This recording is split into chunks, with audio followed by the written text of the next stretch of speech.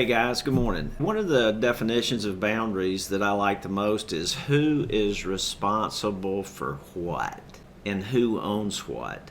If you are exhausted and overwhelmed most of the time, pay attention to, are you doing something for somebody that they should be doing for themselves? Being able to set appropriate limits on people, certain people, the right people at the right time, is very important. If you're not able to do that, it can be extremely destructive to you. And it usually manifests itself in a person that has a tendency to be really busy and overwhelmed. Might mean you're doing things for other people that they should do for themselves. So what do you have to do? You have to learn how to say no. But that comes from a place of clarity, understanding what you're responsible for and what you're not responsible for. What I had to learn was I am not responsible for other people. I'm responsible to them. Big difference.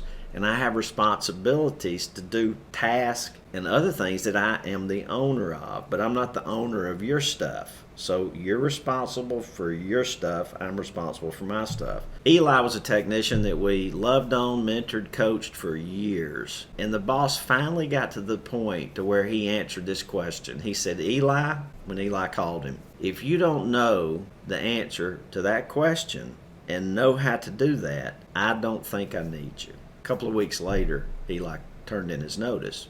If you've ever heard me teach the Bridge Fable, this is the person who was the dangler who was never going to climb. Hey, I hope this helped you today. Question, what are you going to say no to today that somebody else needs to do for themselves?